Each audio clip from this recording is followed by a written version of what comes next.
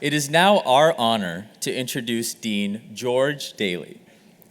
Dean Daley is the Dean of Harvard Medical School and the Caroline Shields Walker Professor of Medicine. A physician scientist and an authority on stem cell science and cancer biology, his discoveries have twice been cited in Science Magazine's Top 10 Breakthroughs of the Year. He has co-authored international guidelines for the conduct and clinical translation of stem cell research and regenerative medicine for ethical oversight of emerging biotechnologies. Dean Daley's priorities as Dean of Harvard Medical School include fostering innovative biomedical, computational, and healthcare policy research, building a pipeline of novel therapeutics founded on basic science, nurturing the next generation of physician scientists, and advancing diversity in science, technology, engineering, and medicine. Dean Daley earned his bachelor's and MD degrees from Harvard University and a PhD in biology from MIT. He has worked as a trainee, fellow, or staff physician at the MGH, Brigham, Dana-Farber, and Boston Children's Hospital, where he continues to run a lab in the Division of Pediatric Hematology and Oncology. Please join us in welcoming Dean George Daley.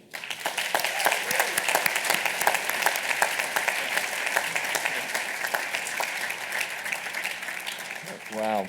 Well, listen, thank you, Dr. Gupta, for that spectacular speech. Now, as Dean, I'm supposed to be in charge here, and believe me, it was not my idea to choose to speak after a charismatic TV personality.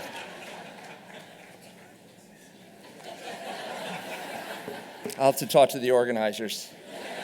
But before I do speak, I also want to make a special recognition of Dr.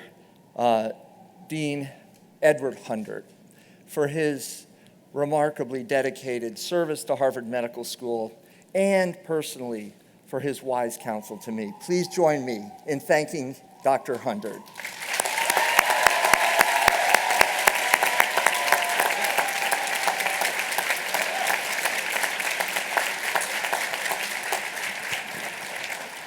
Ed, we are going to miss you.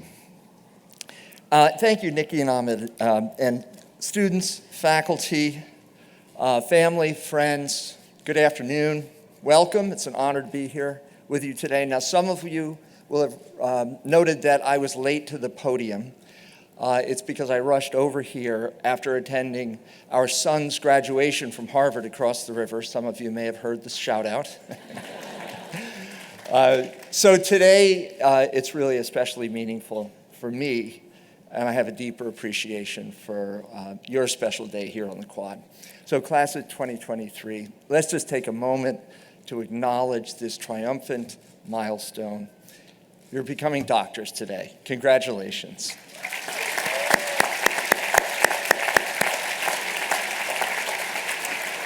Now, after all the time spent in the clinic, the classroom, the lab, after weathering a once-in-a, hopefully, century pandemic, and after making lifelong friendships that will sustain you through this all, you're now embarking on the next phase of your professional journeys. As a class, you hail from Egypt, from Cuba, Italy, Mexico, Nigeria, all across the United States. And these are just a few of the countries you call home. Among your many areas of study, you've investigated the role of the BRCA gene on sensitivity to drugs for ovarian cancer. You've explored the history of health disparities in rural communities. You've documented the treatment of immigrants held in ICE detention facilities during the COVID-19 pandemic. And you've conducted vaccine information sessions at Massachusetts prisons and jails. And these are impressive accomplishments.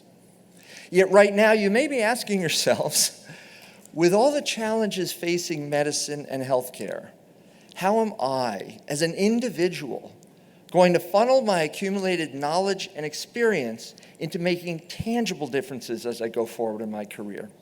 And I'll just give you the following charge. Focus on one patient at a time.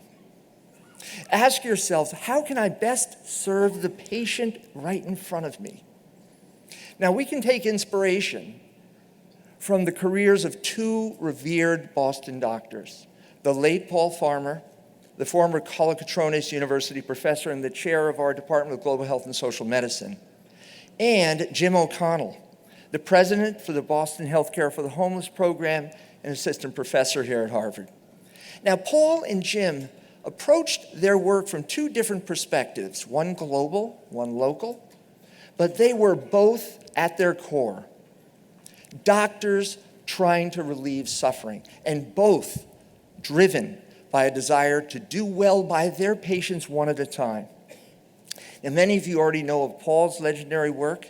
As the co-founder of Partners in Health, he believed that the cost of medical treatment was never an excuse for paucity of care. He spent countless hours serving in Haiti, Peru, Russia, Africa, and beyond, proving time and time again that seemingly intractable problems in global health equity could indeed be solved. Jim O'Connell personifies the same values and aspirations as Paul does, but right here in Boston. In 1985, Jim put off and ultimately abandoned a prestigious oncology fellowship to pursue a year of clinical work serving the unhoused. Well, that 1 year serving the homeless is now going on 38. And in addition to running some 60 clinics within various homeless shelters around Boston, Jim rides a van at night that delivers food, hot drinks, and blankets to those living on the streets. And throughout the endless winter, he invites the most reluctant to seek refuge from the cold. Now, like Paul, Jim has treated horrifying medical ailments that most of us will never confront in our careers. Frostbite, gangrenous limbs, maggot-infested wounds, grotesquely metastasized cancers. But Jim's patients live on the streets of Boston, right here, in the shadows, sometimes literally, of some of the best hospitals in the world. Now, under Jim's leadership, the Boston Healthcare for the Homeless program has become a paragon of success nationally. It is a beacon of pride for the city of Boston and the subject of journalist Tracy Kidder's newest book, Rough Sleepers. I highly recommend it to all of you. Now, although both Paul and Jim are extraordinary medical humanitarians, the good that they've done rests in an accumulation of ordinary deeds, soaking the coarsened feet of homeless patients. For example, as Jim did so often in his early years serving them, or treating a child with multi-drug resistant tuberculosis, as Paul did again and again in Peru and Haiti. And for both Paul and Jim, their singular focus on serving the patient in front of them evolved into two distinct, scalable models of healthcare, one global, one local, but both have transformed medicine as we know it. And you too, class of 23, you too will accumulate ordinary deeds. But from the ordinary, done over time, relentlessly, generously, faithfully, you too will accumulate an extraordinary body of work. Now, if you're a basic scientist, take note that your research also has a critical role to play in caring for individuals too. I offer the work of my colleague Stu Orkin, the David Nathan Distinguished Professor of Pediatrics at Harvard Medical School, as an example. Now, in the early 2000s, Stu began to investigate the biological mechanisms that regulate the switch from fetal to adult hemoglobin, which occurs in red blood cells shortly after birth. Stu theorized that the answer to that question might lead to treatments for sickle cell anemia. Now, sickle cell research has been tragically underfunded.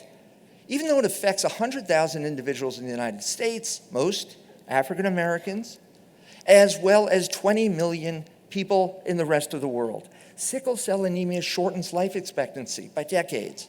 And the painful episodes that characterize it are so excruciating that they're called crises.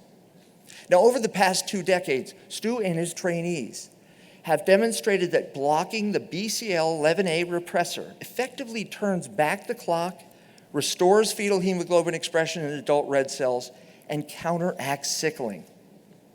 This remarkable discovery, revolutionary, you will hear more about it.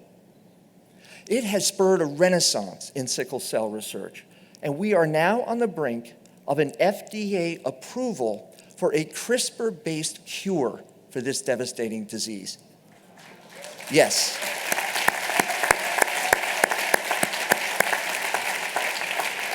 Pioneered right here. But we must be vigilant when it comes to such advances, especially as we enter this golden age of biotechnology. Recall the COVID-19 vaccines? They were a major triumph of modern bioscience, but the lack of equitable global vaccine distribution was a major failure of public health. And if we're not mindful, sickle cell therapies will have a similar fate, remaining inaccessible to regions like sub-Saharan Africa where millions suffer from the disease.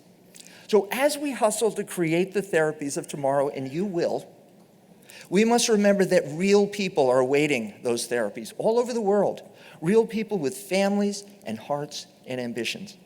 Make it your business, no matter what your specialty, to keep those individuals top of mind. And if you can't see a patient in front of you, then imagine them and let them be your guide. So class of 2023, we are so proud of your accomplishments. We are in awe of the promise of the future of medicine that you all represent in your quest to alleviate suffering from all. You will have many HMS role models to look to, leaders whose work runs the gamut from basic science to on-the-ground clinical delivery. All of us here at Harvard Medical School believe in you.